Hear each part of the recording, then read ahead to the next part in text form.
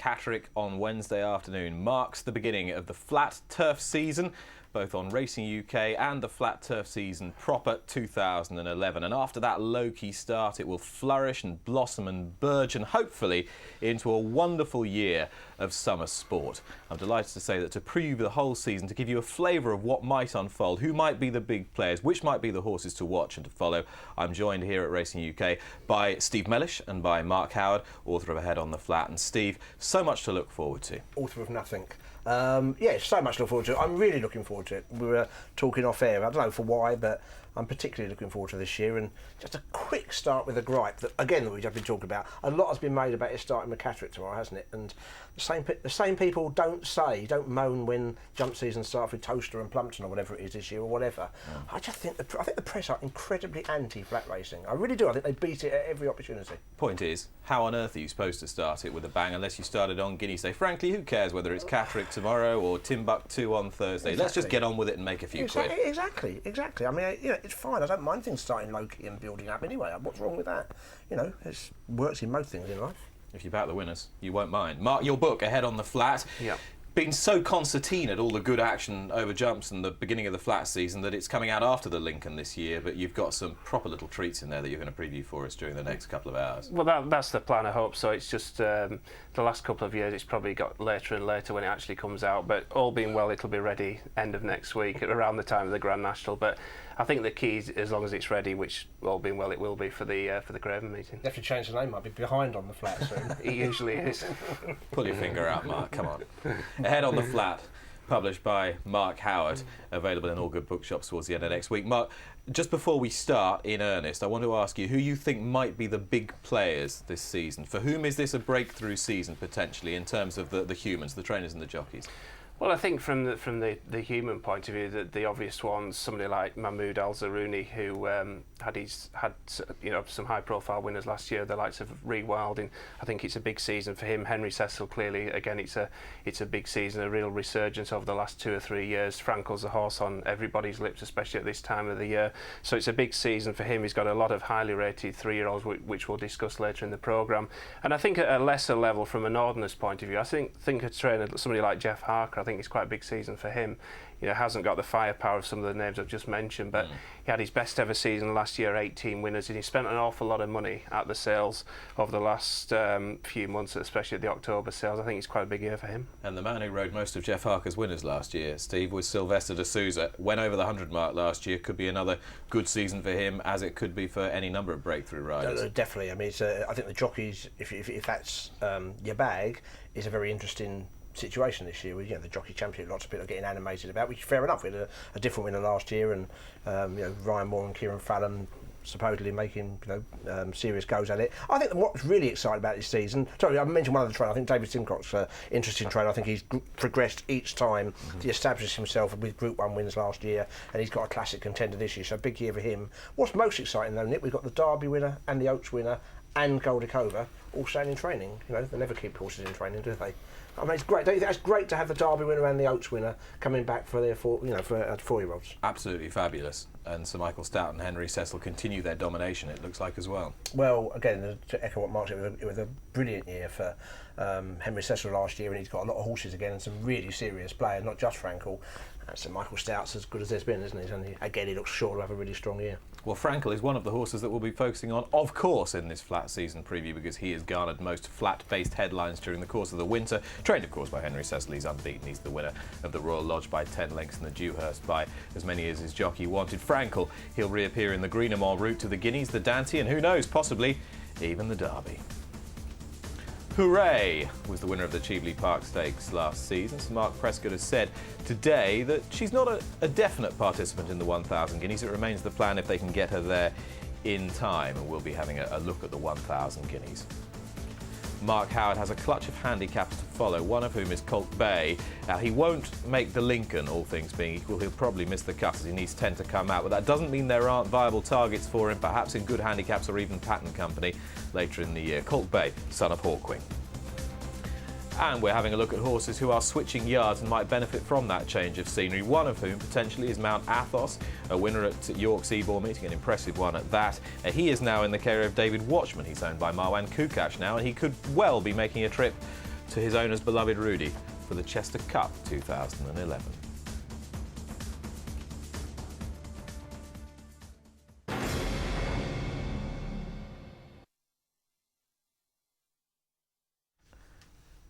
Stan James bet as follows currently for the 2,000 guineas sponsored by Kipco on Saturday the 30th of April. Frankel is the 5-4 on favourite, 7-1 Pathfork, Roderick O'Connor 10-1, Wooden Basset 12, Casamento 14, Zoffany and Dream Ahead 16-1 the pair, and it is 20-1 and bigger the remainder.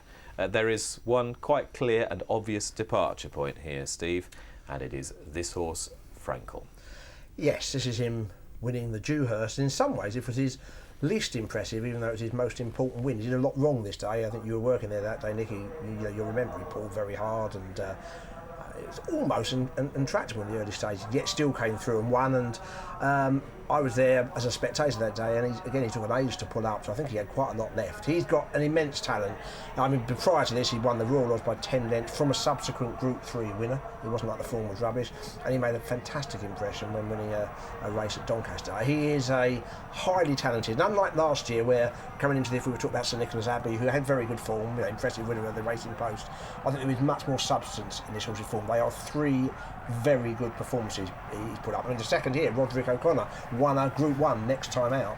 It's very hard to knock him. If he's trained on, and that's a thing you have with any 3-year-old, he sets an incredibly high standard, I think. I'm intrigued by the way that his trainer, Henry Cecil, has already declared that he's going to try and make this horse a serious champion in the early part of his 3-year-old season. The programme he's talking about now, Mark, is pretty ambitious. The Greenham into the Guineas, then possibly the Dante, and then if he won that, then who knows, maybe we would see him at Epsom, which looked highly unlikely last back end. Well, he certainly seems keen to get the runs into him.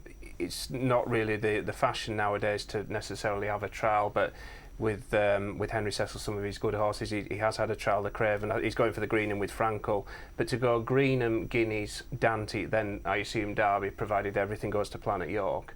That's a lot of races crammed in quite a short space of time. But it's very likeable if you're a racing fan to imagine that possibility developing. Yeah, I think it'd be fantastic if it happens. And Henry Cecil is more old school in terms of the trials. Probably mean more to him than it's become, the modern thing to do. I think you summed it up at the beginning. I think he's setting himself out for the Guineas being what's really important. And if things then work out, the Derby then follows. I don't think he's Derby working backwards. So the trial is there just to get him ready for the Guineas. He was talking this week, very interesting, about how he likes to use trials. Rather than get them revved up for their first run, he likes to leave them just very slightly undercooked to have the trial bring them along. So I think you can understand the Greenham, where he doesn't get the penalty either. And then you go to the Guineas.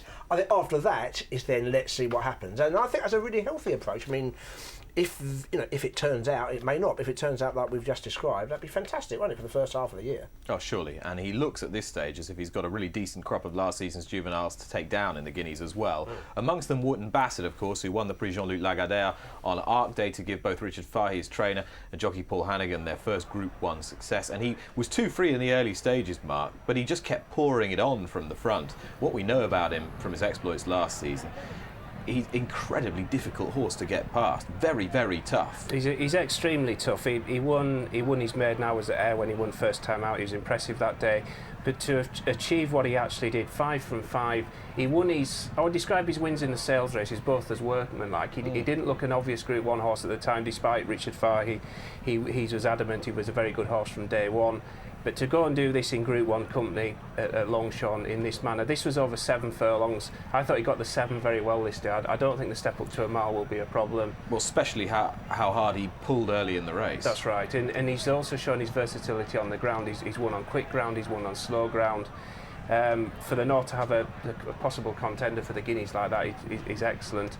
He's got to go and do it again this year, but this performance here at Longchamp really proved, I must admit, he surprised me that day to produce a performance like that. He'd looked good enough at York and Doncaster, but to do that at Group 1 level, he just looks ready for the step up again. It's difficult not to imagine him being ridden forward in most of his races, Steve, isn't it, if he trains on?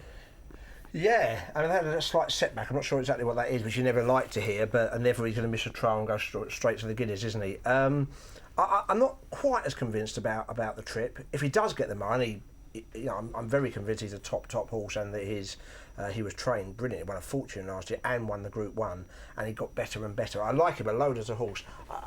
I don't know about, because I don't think he's always going to help himself necessarily to get the trip. As you say, that race there, he was keenish early on. I think a lot depends on how much he settles, but certainly he's a fascinating runner. The first, really serious Northern Challenger for some time.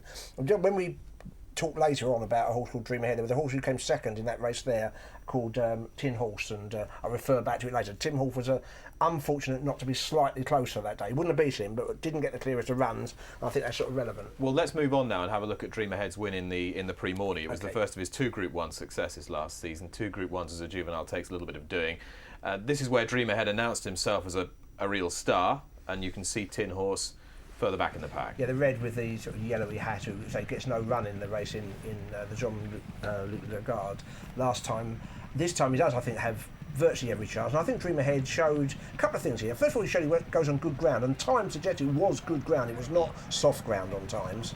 And I think it's a bit easy to write him off as just a soft ground performer. I'm not saying he doesn't handle soft ground very well, and I'm sure he wouldn't want very fast ground, but this day he was very effective on good ground, and I think he beat a pretty good horse this day.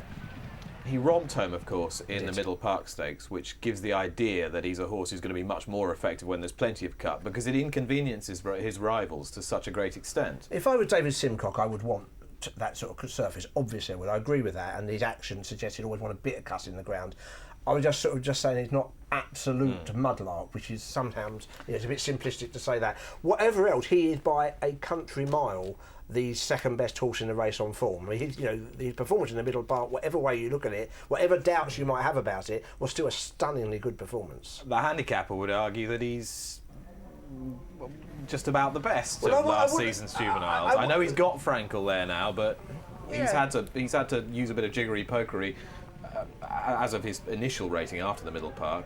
To be fair, I have some sympathy with the handicap. I'm in a small minority there. I think this performance, just as in isolation a performance, was probably as good a performance as we saw last year. That doesn't mean to say I think he's a better horse than Frankel, but you don't see this very often in a Group 1, what he's doing that day. He's absolutely annihilated. And the time before, he was building on a very good run, in France. So I think he is a very good horse, and just to write it off as old soft ground and everything was flattered that day, I'm not saying there isn't something in it, but it was a day when there were a lot of wide margin winners. There was absolutely true. I accept that there's doubts about it, but I think it was sort of the derision it was met that he got this rating. I think it's a bit unfair. You don't see many Middle Park winners like that, to be fair.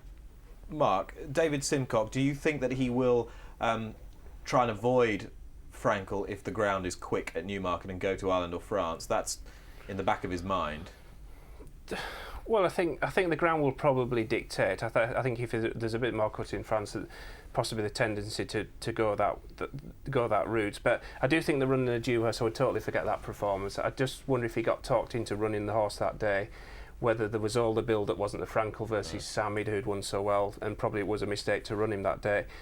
I'm not 100% convinced he'll get the trip. I think you've got to give him a crack, go straight there. He is bred to stay. I think he's a half brother twin to the Dark, who was a middle distance horse with Godolphin, but I'm not convinced he'll get the trip. But at least he's proved himself at Newmarket, hasn't he? All this, and not a mention of a Coolmore horse, and not a mention of a horse in the Sheikh Mohammed ownership. Now, Godolphin have got Dubai Prince and Casamento with whom to go to war. Dubai Prince, Casamento, both now trained by Mahmoud Al-Zarouni. You both highlighted a big season for him at the beginning of the programme. Dubai Prince first, Mark, won the Kilovallen Stakes at Leopardstown, was very impressive that day. Yeah, I think he's a very exciting horse. He won 2 from 2, he won over 7 furlongs and a mile. He did look a Derby horse to me. Dermot Well was very enthusiastic after his second win. He's convinced he's a Derby horse. Of course, he's not training him this season, but all the talk now seems to be to go the Guineas route and possibly Casamento to go for the Dante. But to me, he looks a genuine Derby horse. He looked as exciting as probably any horse trained in Ireland last year amongst the juveniles. But he's by Shamadal, and his dam side's not devoid of speed, Dubai Prince, Steve. I can see why they're leaning toward the Guineas with him. I think there's every reason, every belief to go there to start with, and then, a bit like we were talking about Frankel, and then think about longer distances later. There is some stamina influence, but I agree, he didn't look devoid of speed when he won in Ireland. Encouragingly as well, I thought Godolphin's horses have did very well on World Cup night, which hasn't always been the case. Whether that means he'll come back in flying form, we don't know. But at least I think what's happened in the Carnival has been pretty encouraging for them. And last season was clearly a much better one for them than the preceding couple of seasons had been. How do you separate Pathfork and Casamento? How do you stack them up relative to one another? Pathfork, of course, beat Casamento in the National Stakes on soft ground. Pathfork arguably had been a little more impressive when beating Glornamara on fastish ground. The handicapper, the official handicapper, seems to have taken their meeting on literally at the moment. He's despite Casamento going on to win the Racing Post Trophy, he seems to think Pathfork might just be the best. I think there's very little between them. He beat a rallying Casamento in the National Stakes. That was over 7 furlongs soft ground. As you say, both of them have proved themselves better on the sound, or at least as good on a soundy surface. To be honest with you, I think there's very little between them. I think they are, as we saw when they met, not much in it at all. Mark, is Roderick O'Connor on top of the Ballydoyle pecking order, or not, do you think? In terms of the Guineas? Yeah. I think he probably would be. He did very little wrong last year. We've seen in the VT the run there in the Dewhurst, and then he backed it up with his Group 1 win at Saint Cloud. Showed a slight tendency to hang to his right, didn't he? I think he ended up on this near side rail that day, but again, he looks an obvious contender, and he wouldn't have an issue with the ground. He's got form. It was soft heavy in France. He'd won on pretty quick ground as well. I would have thought he would be their Guineas horse, and then you've got the likes of Recital, who probably go Ballysax, etc. Would have thought Derby route. Clearly, Frankel is the headline horse as regards the 2000 Guineas entrance at the moment. It's very difficult for us to start tipping horses as such because we have no idea what the final make of the field's going to be like, Steve. What we can do is to try and look forward through the season and try and figure out what kind of impact some of these horses are going to make through the course of the year. So if you think Frankel's going to do well early doors and win the Guineas, of the horses we've just been talking about, which do you think are going to, end the season on a high, if you like, progress through the year? Well, I think there are a couple of horses we've already mentioned who may be Guineas horses, but may have every prospect of being more than a Guineas horse. Dubai Prince is a classic case, who has got enough stamina of influence to give you hope that he'll certainly get a mile and a quarter, I would have thought. So you'd imagine that it wouldn't be the be-all and end-all, even though it would be a race they probably target. Whereas I think Frankel is being targeted. I think it's a big race for Dream Ahead. I think the Guineas is the race he should go for. It's the most significant of the Guineas. As Mark said, he's proven at Newmarket, which not every horse goes for. And although the French and the Irish Guineas are good races, they're not as significant. Personally, I hope that goes. But I think that would be Guineas or less for him. Wootton Bassett, Guineas or less. I don't think they're going to go on to be Derby horses, where a few of the, Roderick O'Connor and Dubai Prince may well turn out to be middle distance horses. Who knows? Mark?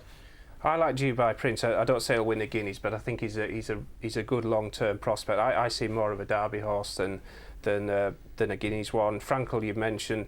If everything goes to plan in the Guineas, he goes the Dante. The Dante will decide, does he go Derby or does he go back to something like the St James's Palace? Dream Ahead, the Guineas probably would decide, is he a July Cup horse or would he continue over a mile? I'll just throw one of the horse in which we haven't mentioned. I think Fury's an interesting horse, and William Haggas's. 2 from 2. Won the big sales race, did. Slightly controversially, yeah. He won it going away. He needs to step up. But William Haggas, he thinks he's his first genuine Guineas horse. I think he's an interesting prospect.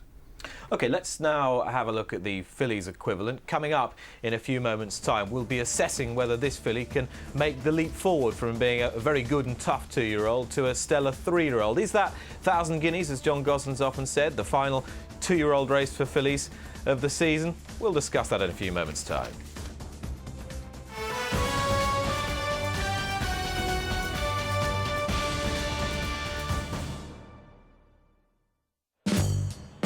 At StanJames.com, our aim is to make betting simple. There's no complicated jargon or mystifying offers. You'll get a huge range of racing markets and some great prices. Our no-nonsense, no-fuss approach means you get great service. Join now and we'll give you a free bet up to £25. It's simple. Just log on to StanJames.com.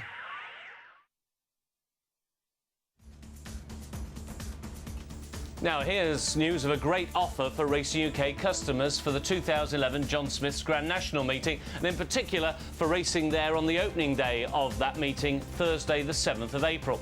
Racing UK customers can enjoy a Lord Sefton Terrace badge for the cost of a Tatsal's ticket. That's £21 instead of £40.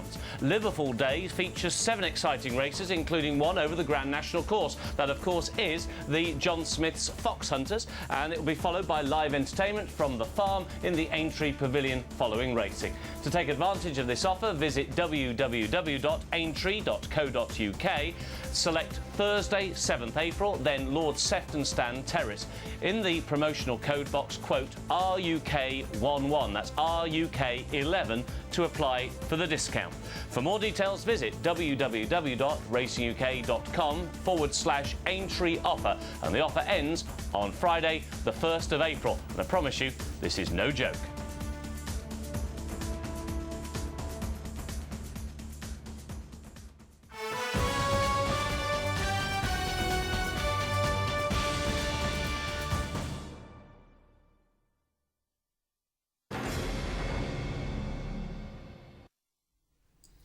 You're watching the Flat Season Preview 2011 on Racing UK, and this is how the market stands for the 1,000 guineas as of today. White Moonstone is 11-2 for Godolphin. Havant 6-1, continues to shorten, particularly off the back of Caller's success in the UAE the other day. Misty for Me is 7-1 for Aidan O'Brien. El Borin for Cricket Head 8-1. Memory is 10-1. Hooray 12. Together, Laughing Lashes, Thasken's Theory, Look at Me, Cape Dollar, Moonlight Cloud and Zamanasta all at 20s, and it's 25-1 and bigger the remainder. The Cheveley Park Stakes, the Group 1 race, run of course at Newmarket at the back end of the 2-year-old season, always a good place to start, and Hooray was a runaway winner of this, was enterprisingly campaigned by Sir Mark Prescott last season and continued to improve, Steve. And given the fact she doesn't have just a string of ones by her name all through her 2-year-old season, leads people to assess her, I think, below the assessment she deserves. I definitely agree. She's got the best form of any filly. Now we'll argue about whether she'll stay, and Sir Mark Prescott was fascinating last year. One, about how he thought he got the tactics wrong,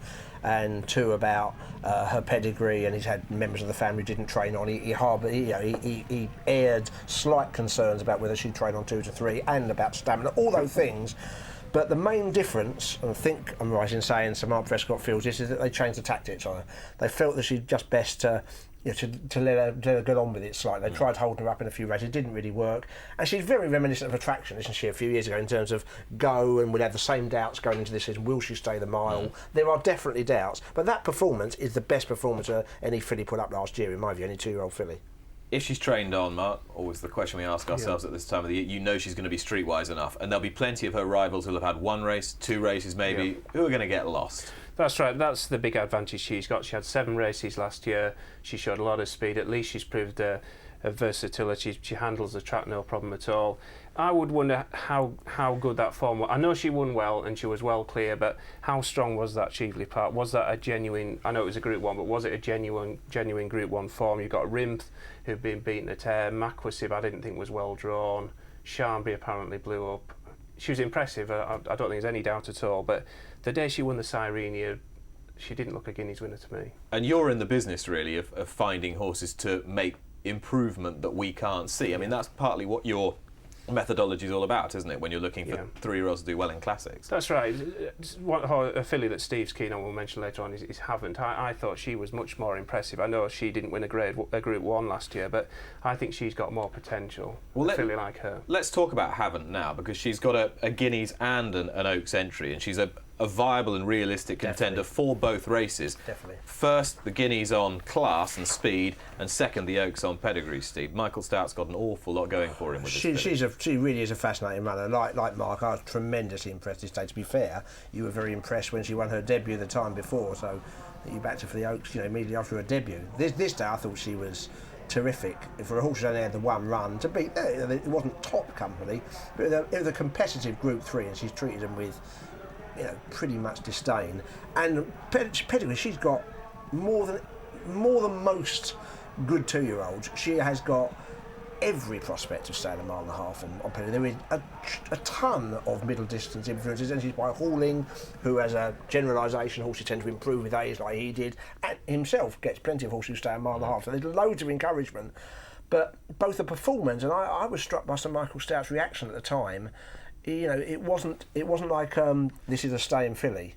I think, and he wins later on at the Rockfell with the horse, and it was almost no interest. I might be reading too much into what he said, but I didn't think he left much doubt about who he thought was the superior filly. He didn't. And he was pretty candid. I interviewed him after the Yeah. Rockfell, and he was pretty candid in his relative appraisal of the two fillies. But the form itself, in terms of the official rating, he's got about £10 to final, haven't. But the form's already been given a boost. I'm not taking it literally, but the third that day has gone on to win the UAE Derby and Oaks, and is clearly a pretty good filly. And I just think she is such an exciting horse if she stays fit and well. Whether it's a 1,000 guineas, whether it's the Oaks, whether it's both, she could be a Salsabil type horse. She could be. She might have the speed and the stamina. I think she's really exciting. Might go on and win the Irish Derby as well. Who knows? Who knows? Be good. That'd be pretty good, wouldn't it? It certainly would. Now, you mentioned the UAE. Talking of the UAE, reports from the desert suggest that White Moonstone has wintered really well. And she won a Group 1 last back end. Of course, she took the Fillies Mile at Ascot, staying on really strongly. She's a very attractive, tall, scopy daughter of Dalakani. We can have a look at her now, winning on the July course, Mark. Yeah, she had a very good season. She won all 4 starts. She's a filly by Dynaformer. Dynaformer, I beg your pardon. Impressive on this occasion on the July course. Even more impressive when she was stepped up in grade for the Park Hill at Doncaster. Even though she won the Fillies Mile on the final start, I'm not convinced she was at her very best that day. I think it was only around a fortnight afterwards. She's clearly a good filly. She's got the speed for a mile. I think she'll probably get a bit further as well. Usually fillies who win over a mile get a bit further as 3-year-olds. I wouldn't totally treat her on an Ascot run. I think she's a bit better than that day. People often think that horses by Dynaformer improve with age. It's not the case with all of them. I remember Rainbow View, the last Sweet Solera winner in runaway fashion, to come out and sort of disappoint everyone as a 3-year-old. Also, although she's won at a mile, I think she'll get a bit further. I don't think she's guaranteed to get a mile and a half, fun enough. I think she's got quite a bit of speed in the family, although her full sister, Tawanda, in very low company, appeared to get a mile and a half. The Mayhill, she was really impressive. The form is nothing special. The 3rd, 4th and 5th all got beat further in subsequent runs. And Ascot, she's won her Group 1. She's obviously entitled to a huge amount of respect. Unless she's better than Ascot, I think she's beatable myself. Misty, for me, is a filly who kept improving through last season. She strikes me as being pretty uncomplicated, Steve. And she did it really well on Arc Day in the Marcel Boussac. She's already got form on quicker ground, but this was on not as soft as they were giving it, but still softish ground. And she beat a horse who also I think is of interest called Hellborn, who I just have a hunch Hellborn might be better on better ground. Didn't have many opportunities to show it in France. So I think they're 2 good fillies. The Marcel Boussac over the years has been a really good race in its own right, and a good trial, good pointer for the following year's classics. And she has, I think she's really interesting. She's by Galileo. I've got reservations again about whether she'll get a mile and a half. So I think if she does come to hand early, I think they might target her for the Guineas to start with. I'm not sure she was the best filly in the Marcel Boussac, Mark. I think the cricket head filly Elbarine might just have a little bit more pace this year. Well, she was very well touted beforehand. I think cricket head was already looking ahead to the Guineas for her, and surprisingly she was beaten on the day. But the winner, Misty, for me, she really got her act together during the second half of the season. She'd won the Moyglare, she's won there. She's got an interesting pedigree. Steve doubts about the trip. She's by Galileo, but I think she's out of a Stormcat mare, so she wouldn't be she wouldn't be a definite to get a mile and a half. But she's tough, she's durable, but whether she just could be vulnerable to a filly with a turn of foot. And just going back to that Marcel Boussac, just do keep an eye on Galikova, who ran on very eye-catchingly from the rear, didn't she, Steve? She did. In 5th. I don't think Freddie Head was absolutely dead set on running her there, because she'd only had the one start. Goldikova's Galileo half-sister. She was very inexperienced, and she's run with a lot. I think it was a good renewal. And I want to echo your sentiments about Helverine. Thank you for the correct pronunciation as well. But she travelled like the best horse of that race. I just have a feeling on better ground she might do better. And Cricket Head certainly is not averse to sending horses over to run, and they either win it or they get the stewards after. Fair record in the 1,000 guineas. She's a pretty fair trainer, isn't she? The other horse that we're going to have a look at now is Zura, who you'll remember was one of the last 2-year-old winners to be saddled by the great Michael Jarvis before he handed over the reins to Roger Varian. This is her triumph at Newbury. She'd made an impression on her debut at Redcar prior to this, but she took this listed race in emphatic fashion. She is again with Mahmoud Al Zarouni. She's very interesting. Again, you can worry about the form, and there was definitely an advantage in racing where she raced. Again, I think I worked with you this day, Nick, and as the afternoon went on, it became increasingly obvious you wanted to be towards that side. So there's an element of being slightly flattered, but she's progressive. It was a big step up on her Redcar win, I think it was, and she's a very, very interesting runner. Whether she's, I think the bare form needs improving on. Mark, have you had any vibes either from Roger Varian, who used to be involved with this fillies training, or from the Mahmoud Al Zarouni camp about how she's come through the winter? I haven't, but just reading the Racing Post, I think at the end of last week, I think the French Guineas is more likely than the English Guineas. Okay. Whether that's due to the ground, but I think it was softish at Redcar first out. It was softish that day at Newbury, so I think they're leaning towards the French Guineas. It's always quite easy when we have these conversations to sort of major on horses full of potential and to minor on horses who've actually already achieved quite a lot. So we ought to talk about Memory, who, when she took the Cherry Hinton last year, was just spectacular. Yeah, she was very impressive in the first half of the season. She got one, blot to her copybook when she was sent to the Moy Glare, and she was beaten a long way out. Too early to say it was the 7 furlong to Didder. I do have my doubts about whether she'll definitely stay a mile. I think you'd be pretty hopeful she'd get a furlong further. Whether she sets a mile, I don't know. But she was certainly, the first half of the year, she was the best filly around, and lines of form don't put her a million miles behind Hooray. So I can see the argument for her. She was, this day, she looked a really good filly. It quickened up smartly, didn't she, Mark? I wouldn't be interested in her if there was an awful lot of rain. Right. No, I think she's definitely a better filly on quickish ground, and she's very much the forgotten filly of the field, really, because we didn't see her. I think she was due to run in the Cheveley Park, wasn't she? And she scored badly about a week or a few days before, and unfortunately she didn't run there. She would have given Hooray a proper test, but I think goodish ground or quickish ground would bring out the best in her. First half of the season, she looked a very good filly indeed. It's how much you read into the Moy Glare run. Was it the draw? Was it the I think she lost ground early on, didn't she? She just never got into a position that day. But she's got to prove herself trip-wise. Because the market is not quite as set in stone as the top of the market for the 2,000 guineas, this might be a race where you'd be interested in having a wager now. They're betting 11-2 the field, so there's plenty of each way possibilities. First of all, Steve, you want to know that the horse is going to run in the race, or is it an intended starter in the race? And then you're looking for potential to improve, and that Havant at 6-1 still represents reasonable value for me. Yeah, I would, like you, Nick, I'm backed her for both. I think she's really excited. But the only thing that's interesting as well is he's obviously considering a trial for her, Sir Michael Stoute, which I just found interesting, because he hasn't done that with his two previous 1,000 guineas, Musical Bliss and Rust and Rhythm. They both went straight to the guineas, and the horse Musical Bliss beat, was it Carrada? Whatever it was, he had the second, and that went straight to the guineas. So whether he just feels she needs a bit more experience, I don't know. But I think she's just really exciting. After nominate one at the moment, she would certainly be in my selection. Mark, you can bet your bottom dollar there'll be something emerge from the trial and look quite impressive that's not even anywhere near that caption now.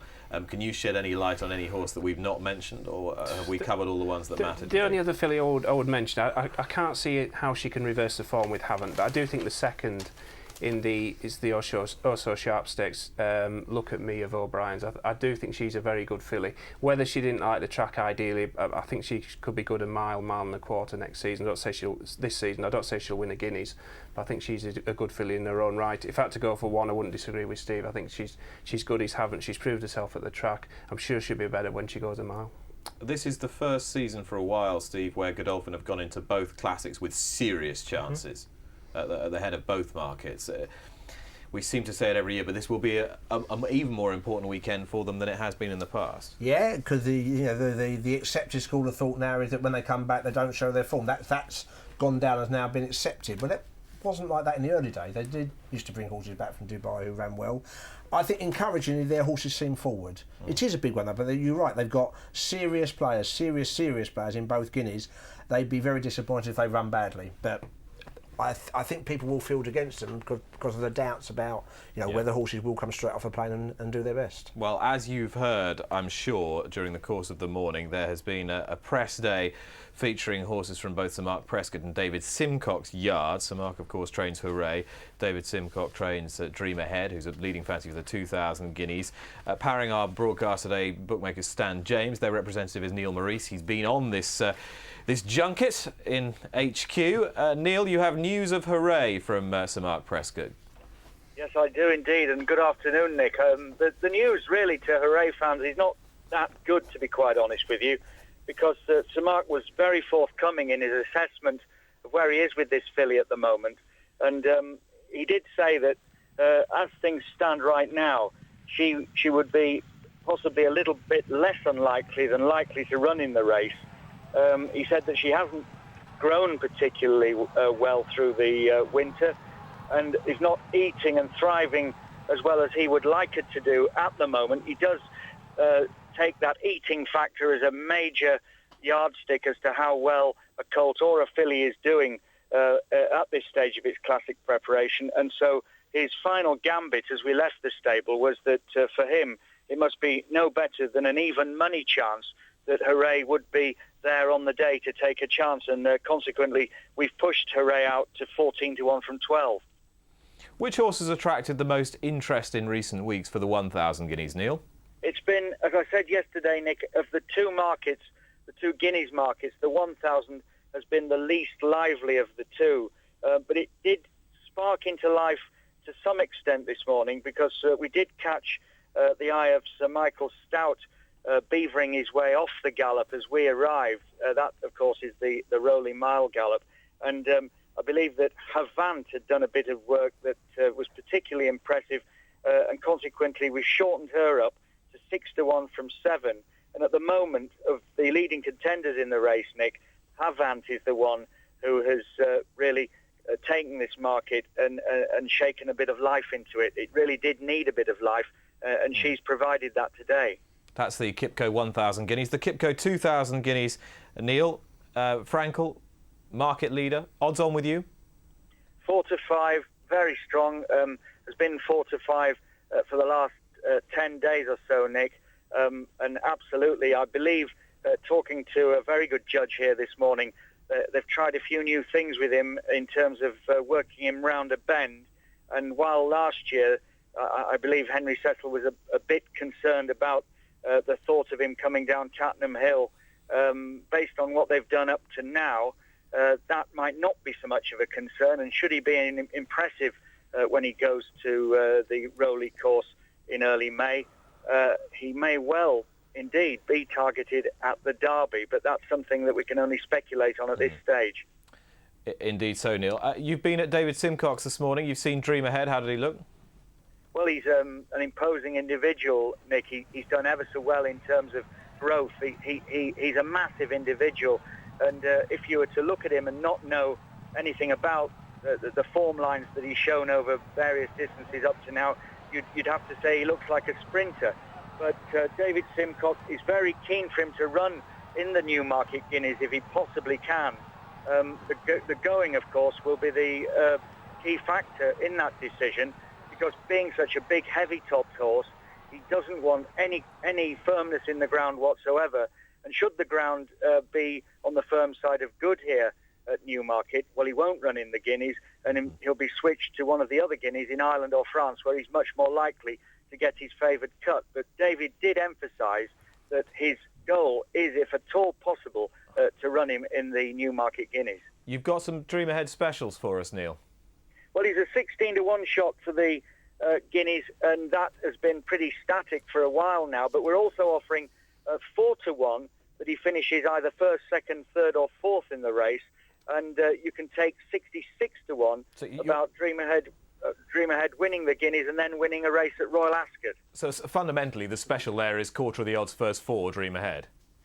The specials are the 4-1. That's the first 4, 1, 2, 3, 4 in the Guineas, and also that double, the Guineas, and then winning one of the races at Royal Ascot, which presumably would be the St James's Palace Stakes, and that is a 66-1 shot. Neil, thanks very much indeed for your time. Enjoy the rest of the day. Very important information you brought to us. We look forward to seeing you soon. Yes, many thanks, Nick. That's Neil Maurice from Stan James. Coming up on our flat season preview 2011, Steve and Mark cast their eye over handicappers to follow, and could this be one of them? And could indeed he make the breakthrough to pattern class? He's Colt Bay and he's trained by William Haggis.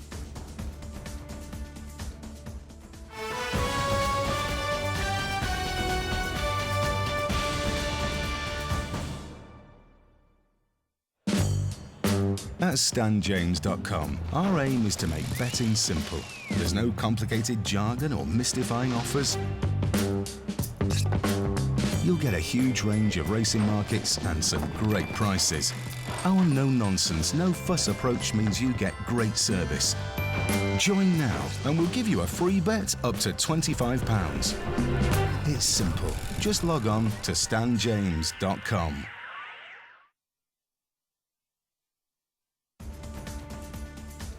Here is an offer for the Scottish Grand National meeting. It's exclusive to Racing UK and it involves a package which is £40 per person, including club enclosure, private suite, 2-course lunch, race card and tipster. To book, call 01292 264 179 or for more details you can go to racinguk.com/Racing UK Club. That's a Scottish Grand National meeting offer. There's the phone number and the website if you want to take advantage.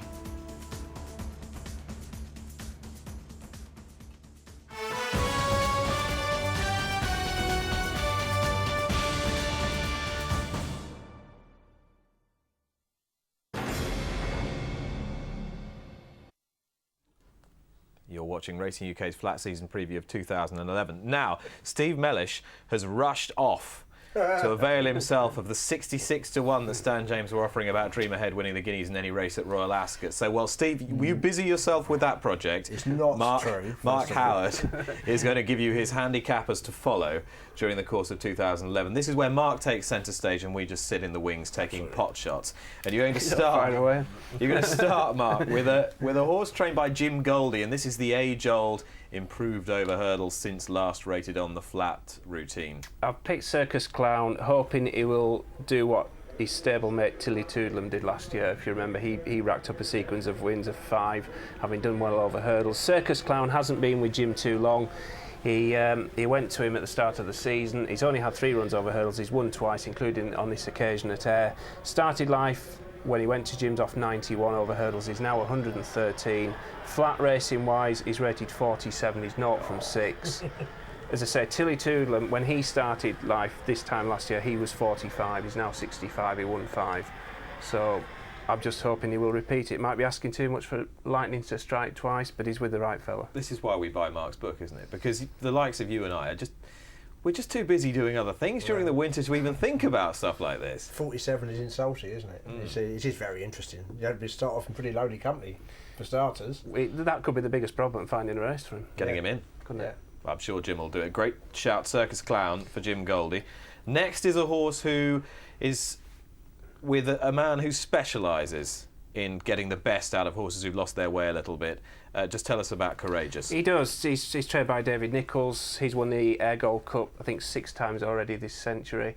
And I think he's the sort of horse who just could make up into an Ayr Gold Cup horse this year. He's rated 92 as the season starts. Brian Smart had him previously. He always rated him very highly. 5th in a Racing Post Trophy as a 2-year-old. Slightly lost his way, but he's had 2 runs for Dandy. Both of them were very encouraging. 3rd at Haydock. This is a run in the Bronze Cup, which I suppose you could argue is slightly not disappointed, slightly unlucky, should I say, not to win this day. He came off the fence.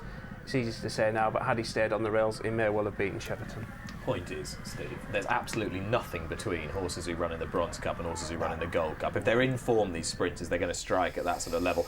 And it's not difficult to see him making up into a horse who could run in the Wokingham and the Stewards Cup and so forth, is it? No, that's where he's going to go. He's gone up a few pounds for that. £6 he's been raised, and he's only had him for 2-3 runs. Two runs. So clearly the big sprint handicaps are going to be all in. I think he's actually got 1 half-decent run of Goodwood to his name as well. So he has, yeah. So he's doesn't take much work out where he's going to go. Dabhan Racing, who've had Evens and Odds bought for 20,000, won the Stewards Cup.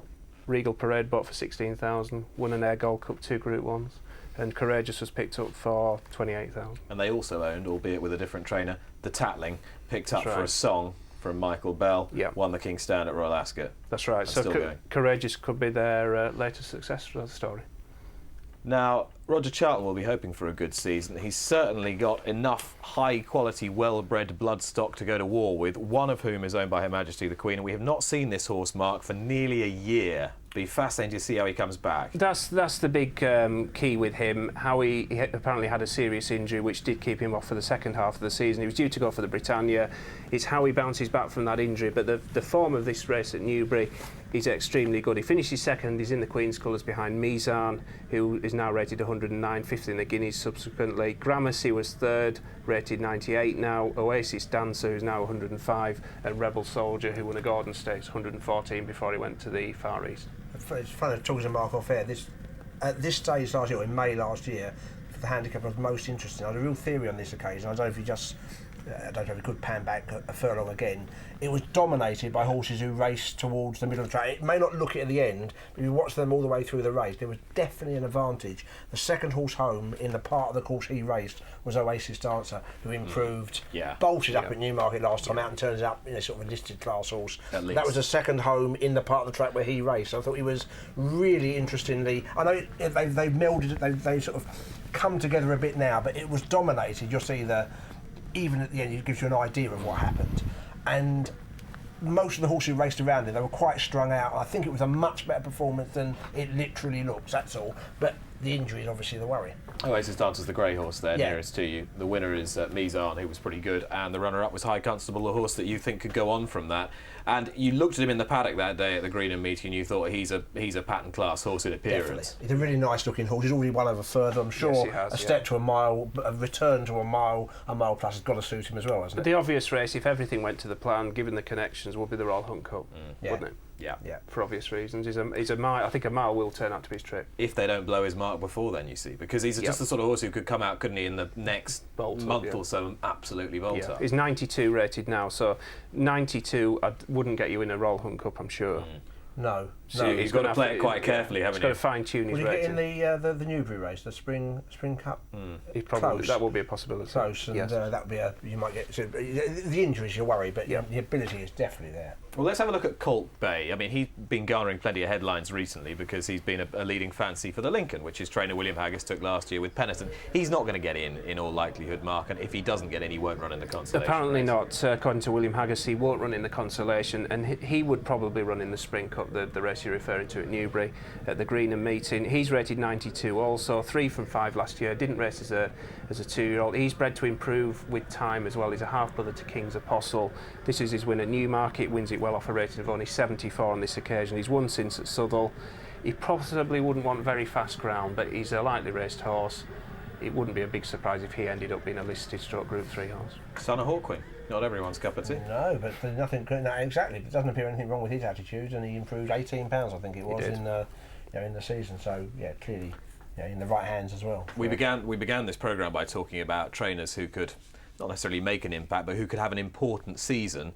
William Haggis has got his usual clutch of top-end handicappers and good listened group horses, but you also mentioned Fury, with whom he could strike in a classic potentially.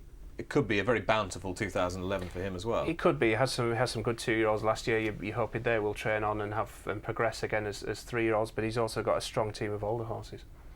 As, of course, has the great Sir Michael Stoute, and the next handicapper Mark has to follow is in his care, and he's a half-brother to Patkai and Saptapardi out of Olympienne. He's a 4-year-old, and his connections are cracking on with him. Moden. They are. He's only ever raced twice in his life. He won at Folkestone, I would say, despite the track on that occasion. He was very green. He got up on the line, up to 1.5 miles for the first time here, looked all over the winner, and he got nailed late on by Spenceley, who was an improving horse in his own right. I think he won 3 of his last 4 races at the back end of the season. He's bred, as he says, half-brother to Patkai Saptapardi. He should just improve for a trip as well. He's only rated 84. He's only had 2 runs in his life. You'd be surprised if you haven't seen the best of him. Well, you put these up as handicappers to follow. With a horse like him and with his pedigree and his connections, it's not inconceivable that it might just be one handicap and then something else. You'd like to think that he'd get more than one. He's rated 84 unless he absolutely bolts up. I just wonder if he could be an Ebor type horse. He's starting at the right end of the handicap.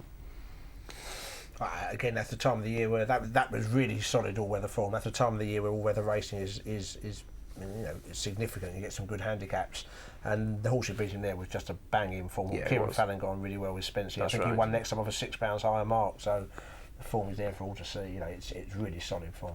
Okay, let's just reprise our handicappers to follow. Mark's handicappers to follow. Absolutely. Circus Clown off a mark of 47. Mark, targets for him? Well, get him into a race first. He's a sequence horse, isn't he? He is. I'm all being well. I'm looking forward to seeing him run at somewhere like Hamilton, Marlin 5, somewhere like that. Musselburgh, I think Tilly Toodlam started at Musselburgh last year, 0 to 50, something like that. Courageous, one for big sprint handicaps. Hopefully an Air Gold Cup at horse at the end of it. High Constable, who could go just about the highest of all of these if. He could. It all depends on the injury, provided he puts that behind him. But he's got definite pattern race aspirations. Colt Bay. He would be. You'd be looking towards the good mile handicaps, probably the Spring Cup at at Newbury's first meeting. And you'd be hoping he'd round off the season running in maybe listed or Group 3 races. You would, yeah. He's 92 rated with a bit more progression. He wouldn't be far off that level. Just to show that you're not in love with the handicap mark of 92, 84 Moden at the bottom for Sir Michael Stout. I think Sir Michael Stout would be happy with 84, wouldn't he? Again, he just could be an Ebe or perhaps a Old Newton Cup type horse. Okay, 5 handicappers to follow for Mark Howard. Before we press on with some more horses to look out for in the 2011 flat season, we're just going to take stock of the important starting changes that have been brought in by the British Horse Racing Authority and their Director of Regulation, Jamie Steer.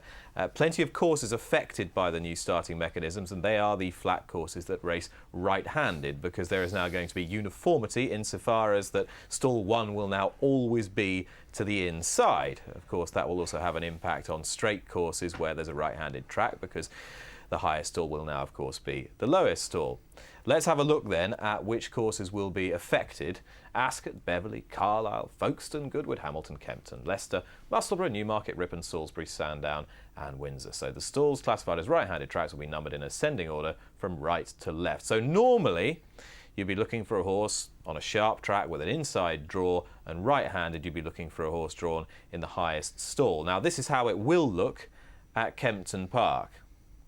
That's how it used to look at Kempton Park. Stall 8 to the inside, and that's how it will look, Steve Mellish. So it means now that everybody knows that the lower the draw, the tighter you are to the inside fence, whether it's right-handed, left-handed, and that brings us into line with, broadly speaking, the rest of the world. Yeah, I just don't feel strongly about it. It doesn't seem. I never found it a particularly difficult concept to grasp that your stalls were marked from the left. I did understand what that meant. It seems to me something over absolutely nothing, to be absolutely honest. But I don't object to it. I just think it's all, I'm just so indifferent to it. It's not.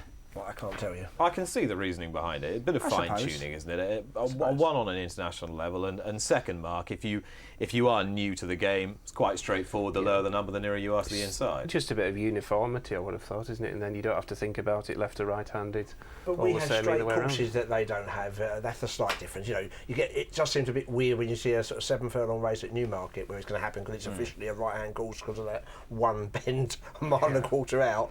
That I don't mind. And what happens when the stalls stand side? It will still be on the far side, won't it? Because it's a right-hand course. Yeah. So it won't be nearest the rail, will it? If the stalls are a stand side on the Rowley Mile, up the straight mile, stall 1 will be furthest away from you. Exactly, so therefore it's not uniformity.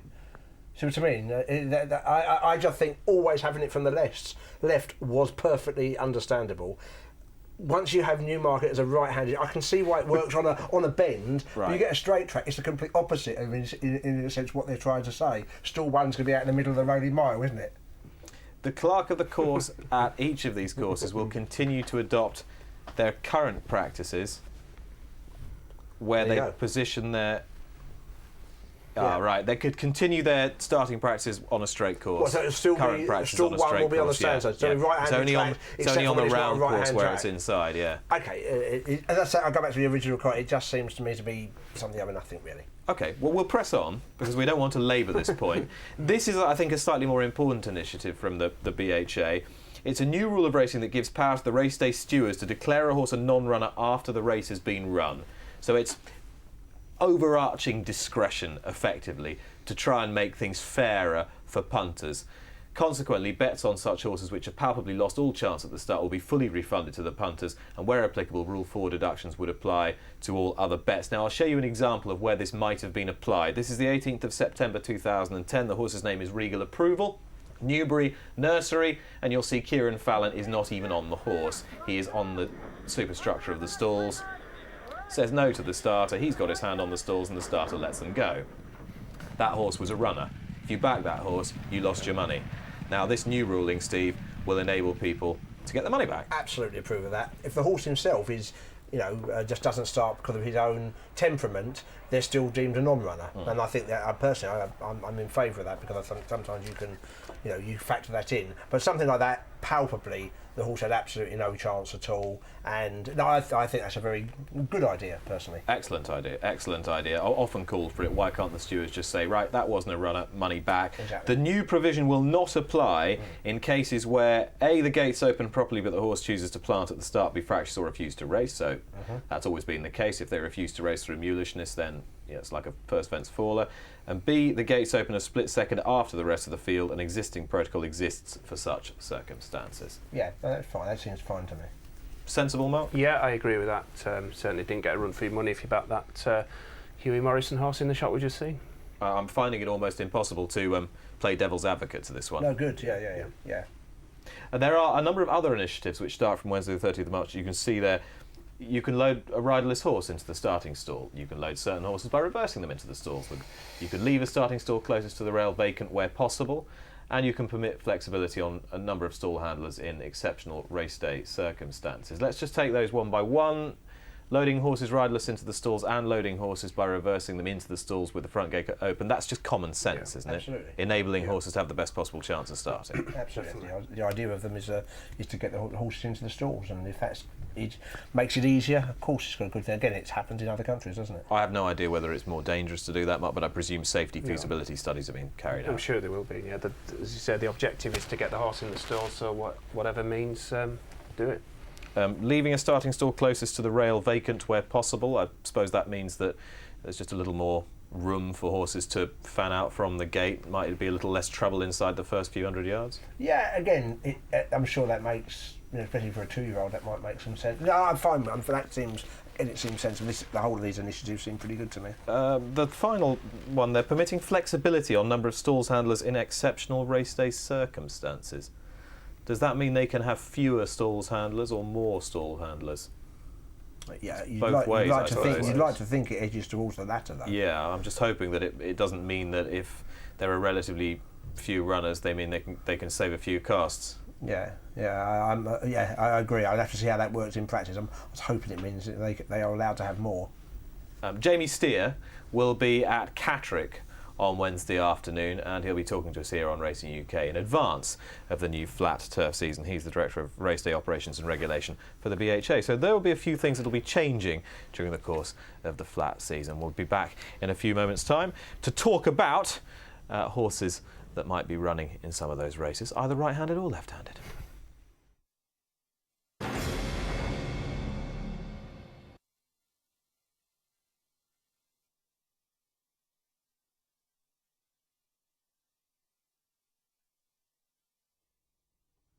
And this is where Steve Mellish takes centre stage for a little while. Duck Egg Maidens, horses who have not broken their duck yet, but won't be long doing so for Steve on what he saw, particularly towards last back end. Yeah, I took duck eggs to mean it was they were unplaced. So none of these are. They're all fairly obvious eye catchers, but there's various reasons why I think they're open to a lot of improvement this year. Okay, we'll start with a horse trained by John Dunlop, who could use a really good season. I mean, last season promised quite a lot, but with the injury to Elusive Pimpernel, it didn't really go on for him. Very much so. Very much so. It was, by his standards, a pretty ordinary year, and he's got some interesting 3-year-olds this year. Now, this is all we're talking about. He's a Hamdan horse. Now, first of all, he was drawn stall 1 early on, which isn't always an advantage for a 2-year-old. And he ran quite green. He ran to his left and got behind early. I would just. First of all, he moves like a horse who might appreciate better ground. That's one thing. Secondly, that was his second start. I was there in the paddock that day, and I thought the run would still definitely bring him on. And having raced greenly, as I say, from that stall, just really taken with the way he came up the hill, Nick. And on pedigree, he should do better over probably 1 mile plus and probably on better ground. But it was only the typical hands and heels ride at the end. He really got the hang of things late on. Big step up on his debut run at Newbury, and a horse who's clearly open to further improvement. I wasn't sure, one other thing, I didn't think he particularly handled the dip very well that day. When he first brought him out, it might have been that he was slightly unbalanced, but it took a while to pick up, and it's possible that a flatter track might suit him more than Newmarket. That's just a just a possibility rather than a strong view I have. So Miss Kitam, trained by John Dunlop, twice raced. Do you think it'll be one more run and then into a handicap? That would be the usual yards MO, wouldn't it? It would, but he's entered at Doncaster over 7 furlongs again on Sunday.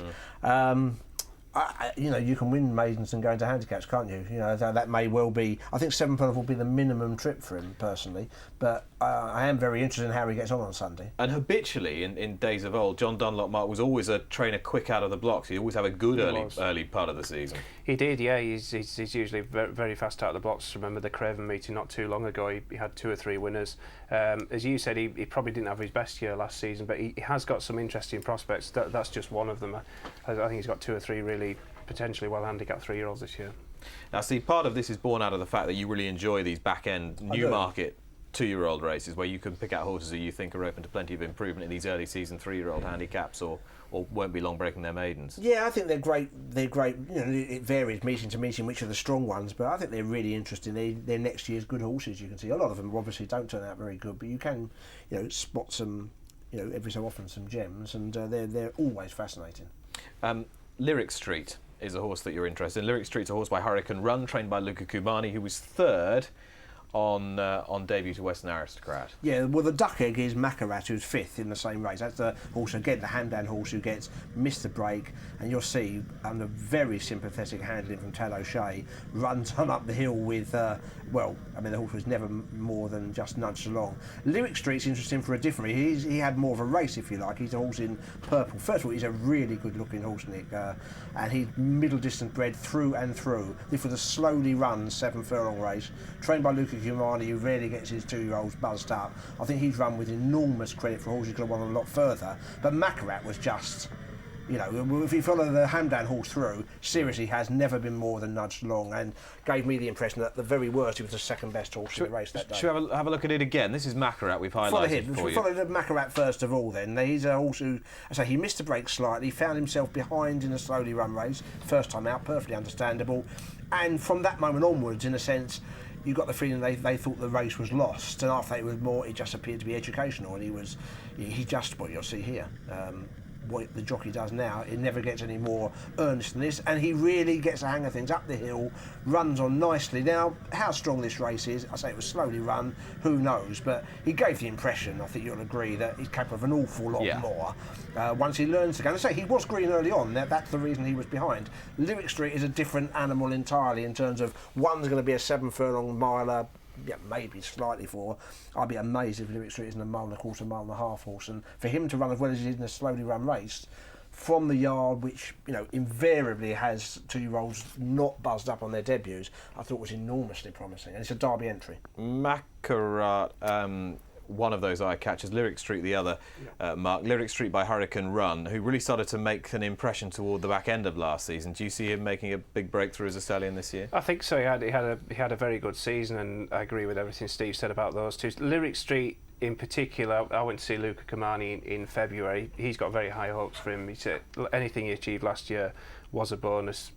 Physically, he's matured an awful lot. He's a totally different ball game this year. He's got the Derby entry. Whether he's good enough to fulfil that engagement, I assume he'll go for something like a 1.25 mile maiden, perhaps at the Craven meeting, and that will tell them which direction they're going in. But I'd expect him to improve a lot for that. Okay, looking forward to seeing Lyric Street, who runs in the colours of Earl Mack for trainer Luca Cumani, 3rd on his debut at Newmarket last back end. One day after Lyric Street made his promising debut, a filly ran called Rien ne va plus, and she's a half-sister to North Light by Oasis Dreams. Well, this is interesting. Because it's by Oasis Dream, your first reaction, will the horse stay that well? You look at the rest of the family, it's a half-sister to North Light, half-sister to Cover Up, half-sister to a horse called Treasure Chest. I think it's almost irrelevant the sire you send the horse to. Basically, it's a stay-in family. She's an Oaks entry. She was green as anything early on. She had a prominent or midfield position, lost place entirely. And again, you'll just see her up the hill when stamina's kicked in, experience has kicked in, and she stayed on really nicely. And she's just chock full of stamina. She's going to want 1.25 miles. I also highlighted the horse in the Cheveley Park colours because the horse was, again, the early stages you won't see, but she missed the break and she would pull very hard early on and was very, very green. And for her to do as well as she did and to finish her race off as well as she did, Field of Miracles she's called, again, I found impressive. My only slight concern is that the horse was wearing a noseband. You might not be able to see it. It's a brown noseband she was wearing that day. And she had her head a little bit high. Now, whether the two things, it might just be greenness on her debut, but there was just something. I don't think John Gosden puts nosebands on all his debutants, and it's as though they were half. Maybe there's something, maybe it's something, maybe it's nothing. But it's just a worry slightly to me. But undeniable potential she showed, given how she pulled and how green she was early. So again, they've run different races, but I think both their debuts were extremely promising. So let's just recap some of those maidens. 3 races concerned here, 5 horses to look at. Misk Kitam, who was 5th in that Newmarket. She needs one more run for a handicap mark, but she's entered at Doncaster this Sunday. She's trained by John Dunlop. He, I should say. I keep calling this horse she. He.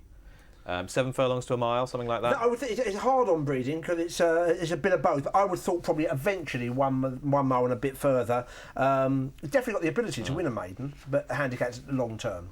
Lyric Street by Hurricane Run, trained by Luca Kumani, wouldn't expect him to be long breaking his duck. No, I think Mark has summed it up exactly. I would imagine a mile and a quarter maiden, probably at the early Newmarket meeting, to see if he has got a horse who's got the potential to go outside, into decent company. Really exciting horse, I think. Makarat the Grey, trained by... Makarat the Grey, trained by Barry Hills. Yeah, in the Hamdan Al Maktoum And he's interesting, by Dalakani on one side, but actually quite a lot of speed on the other side. So it's difficult to work out exactly what trip. And I got the impression that day that's a tenderly handled horse. I don't think he's short of pace. No. So it may be, I don't know, 7 furlongs a mile, maybe. And out of that last race, which was a fillies race, Rihanna Vaplu for the Weinstock family colours, half to North Light by Oasis Dream. Yeah, exactly. Although it's by Oasis Dream, I've little doubt that she's going to take after the bulk of the family. The sire sought out is such a strong influence on stamina, and everything about that run today says that she's going to follow suit. Field of Miracles with the other horse in the race, who was green early, did extremely well to finish as close as she did. Just a slight doubt in my mind, I say, about the noseband, but you've got to forgive any horse their first run through greenness. 5 horses then who showed conspicuous promise at the end of last season. Coming up, horses who may well benefit from a change of scenery. This horse, to be fair, Mount Athos, didn't do so badly for John Hills, but he's now in the hands of David Watchman, where he'll be running for Marwan Kukash, and a trip to the Chester Cup could be on his agenda.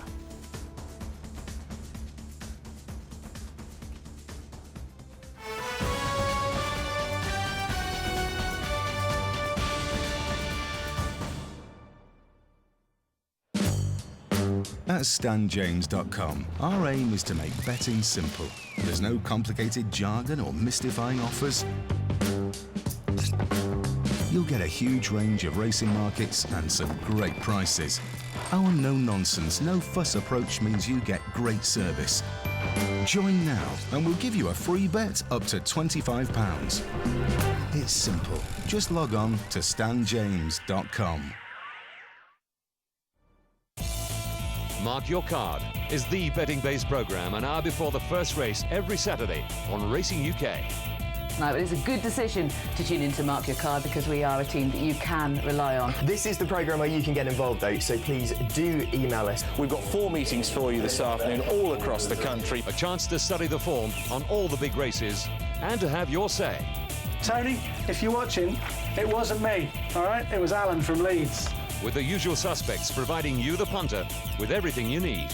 No, I must apologise, I didn't read my running order. I Twitter a lot, most people would say. The Best Dressed Lady competition is taking place over in the paddock as we speak. A triumvirate of exquisite celebrities are judging that. Always first to ask the essential questions. Why can't the Lincoln be on this Saturday? You know what too many tweets make, Lydia, but I can't say it on a lunchtime programme. And first, with the appropriate answers. Brazilian dancers. Nothing wrong with a Brazilian, Dave. 1,600 quid would buy you a lot of lambooners at Curry Corner in Cheltenham. Absolutely. She says up a stone and up in grade next time out, you won't get paid. Mark Your Card is a perfect way to start your Saturday. Yep, my missus is a spit for Benny Anderson.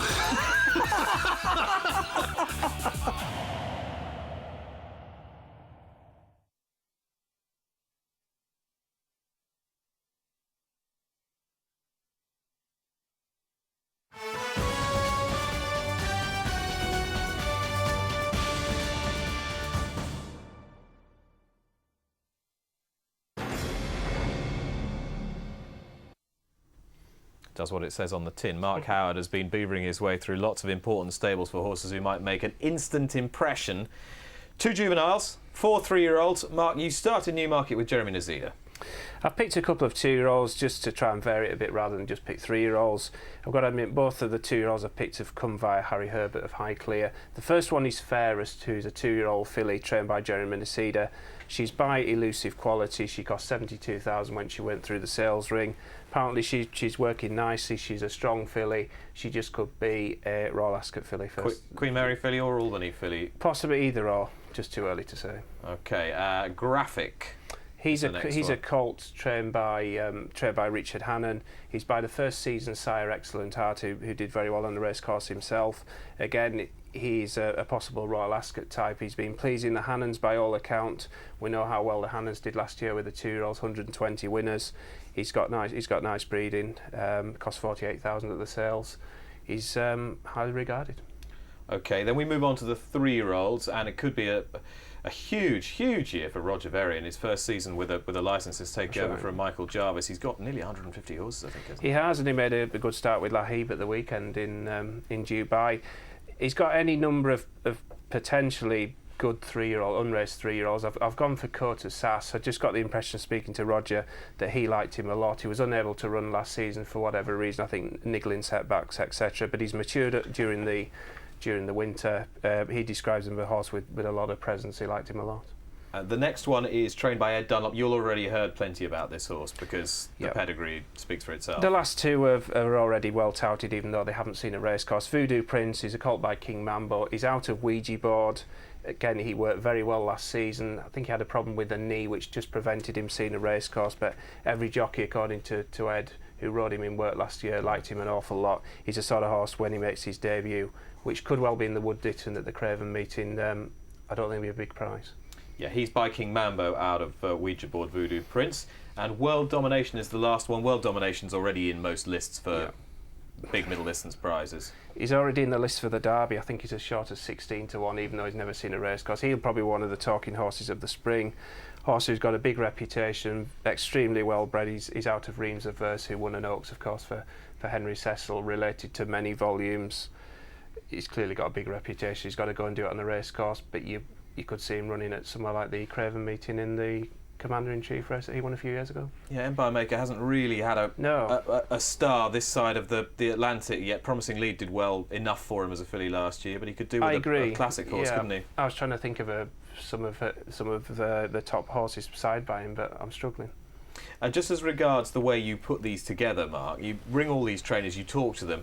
I presume you're trying to pick up certain inflections in their voice when they talk to you about certain horses to suggest that they think they're a little above average, because they're not going to rave about them necessarily, are they? That's just impressive. Something like Kota Sass, that's purely on the way Roger Varian talked about it. I could have picked 4 or 5 of his, but I've gone for him, rightly or wrongly. But it's just the vibe that you pick up from the trainers, really, which horses they really like. Yes, they're not going to go over the top about them, but you still get the impression which ones they like and which ones they're less keen on. I suppose you build that experience up over time, don't you? That's right, yeah. Roger Varian's the first time with him, but I just got the idea that he rated Kota Sass quite highly. And Harry Herbert likes Ferris and Graphic amongst his 2-year-olds. He does. They've got some early types. They've got some longer term types. Would probably be better as 3-year-olds, but they would probably be of the 2 that just could make up into Royal Ascot horses. Let's just recap. Ferris, Jeremy Nazida, a 2-year-old. Possibly a filly for Royal Ascot, Queen Mary or Albany. Graphic, a 2-year-old trained by Richard Hannon. Kota Sass for Roger Verry and a 3-year-old by Cape Cross. Voodoo Prince, King Mambo out of Ouija board for Ed Dunlop, and World Domination by Empire Maker, the Belmont Stakes winner out of Reims of Verse, the Oaks winner. Great name for a horse with that pedigree. And just talking about pedigree, Steve, one first season sire represented their Excellent Art with Graphic. First season sires this year, the likes of Excellent Art. We've got Dylan Thomas. We've got 2-year-old sires like Dark Angel on the block as well. Teofilo, Red Clubs. Yep. Any make a particular appeal? Well, I think they're going to be different, aren't they? You'd imagine Excellent Art and possibly Red Clubs are going to get horses more likely to get early season 2-year-olds, you'd imagine, than the other horses you mentioned. Excellent Art was a very decent 2-year-old himself, wasn't he? Very decent. Did he win at Newmarket? I think he did. So I think that's, I think there'll be different ends of the spectrum. They're more likely to make a quick impact than the likes of Dylan Thomas, who you'd imagine be more sort of 3-year-old-y. OK, we're going to move on now and have a look at horses who will be in different hands in 2011.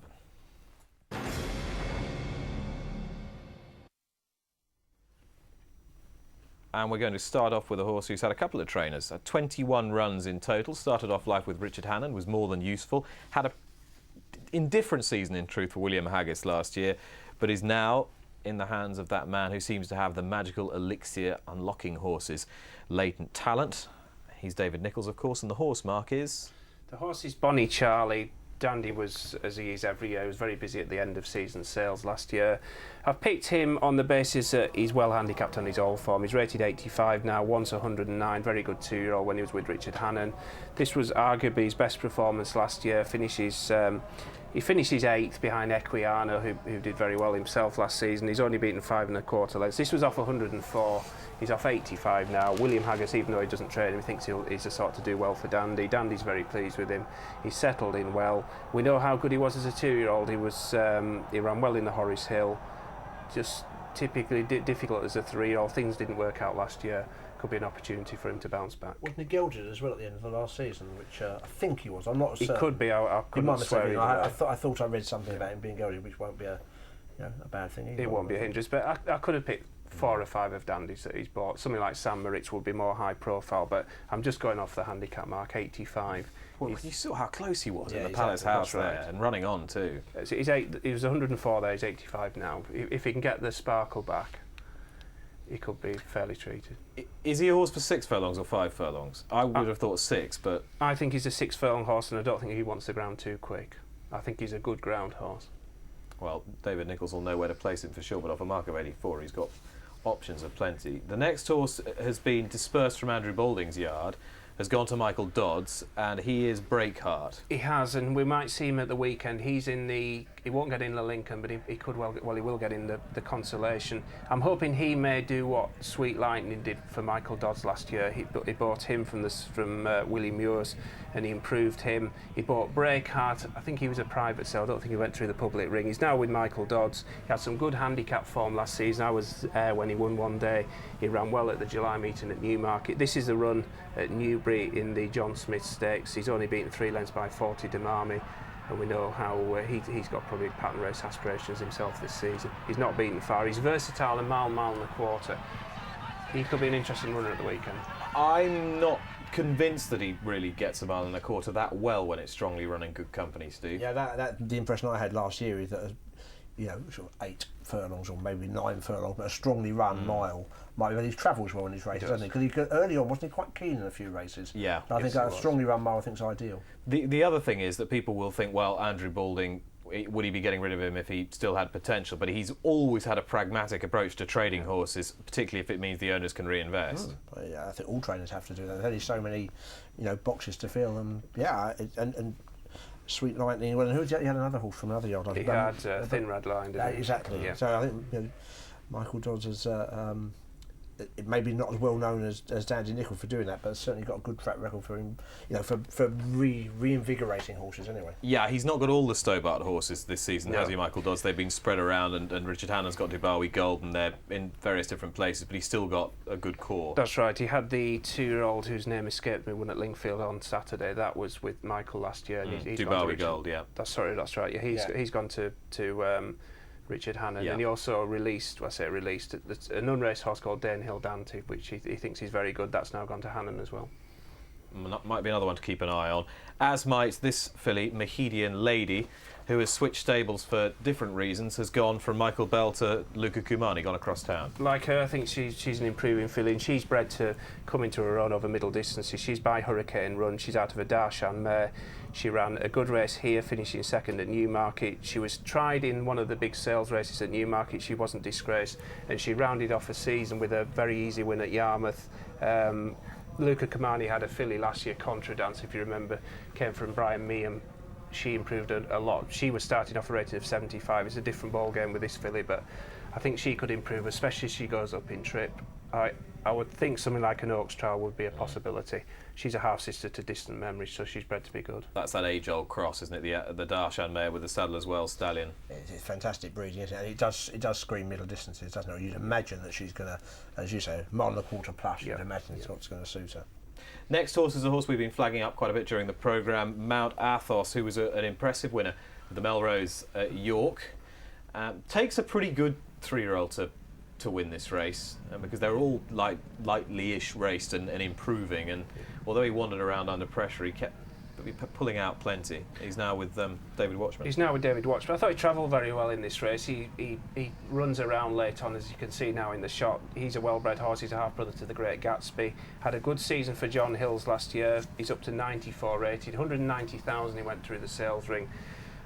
I think pretty sure he's been bought for the Chester Cup. He wouldn't have tried a trip like 2 miles 2 before, but he's unexposed over staying distance. And John Hills, who had him last year, was adamant he would be a better 4-year-old than he was last year, and he wasn't too bad last season. What was he rated, sorry? 94 he is now. 94. Only 94. That's right. And he won 3 times last year. And you need a mark, we were looking at this earlier, need a mark of 86, 87 to get into the Chester Cup. Provided it's similar to last year, he's guaranteed to get into the race. He's unexposed over those trips. Marwan Kukash won it a few years ago. I'm pretty sure this is a target. Yeah, he'll run anything he can, just about, I would imagine, at Chester, or particularly in the Chester Cup.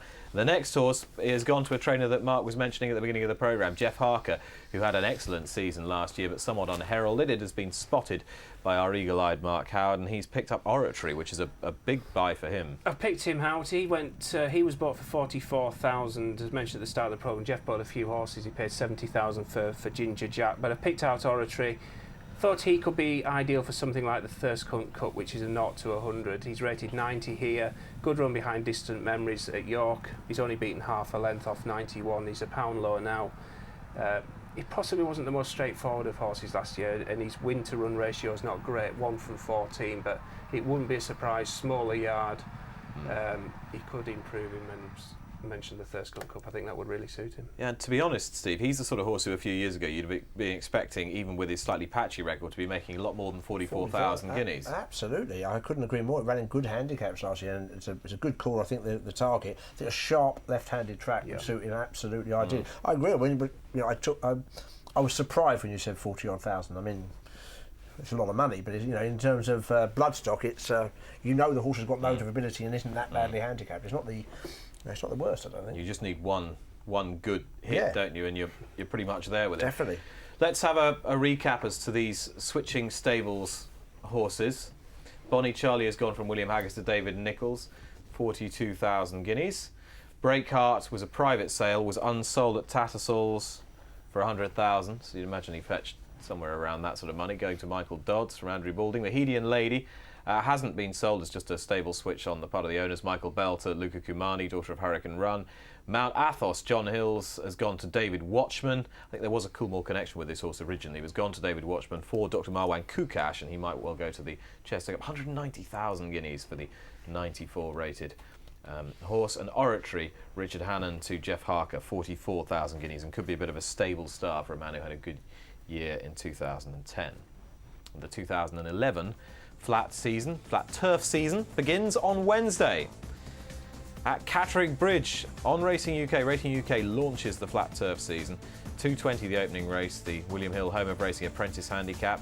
WilliamHill.com handicap at 250. William Hill sponsoring the whole card, and we round off at 5:20 with a sprint handicap there. It is low to medium grade fare, but competitive racing on decent ground. Tom O'Brien and Eddie Fremantle launch the flat turf season on Racing UK on Wednesday at Catterick Bridge. It's been great to have Steve and Mark with me to whet our appetite for the flat turf season. I feel much better informed now, gentlemen, than I did an hour and a half or so ago. I don't know about that, but I'm still started by saying I'm really looking forward to the flat season, and listening to a few things Mark's saying, a few horses we're talking about hasn't diminished that anyway. In my, I am really looking forward to it kicking off. And we were talking earlier on about who might be the stories of the season, who might be the people who break through. And Mark, you through this have given us horses from big yards and smaller yards that you think might make an impact. If there's one sort of wish or hope you had for the next 8 months or so, what might it be? Now you're asking. In terms of horse, which horse am I looking forward to?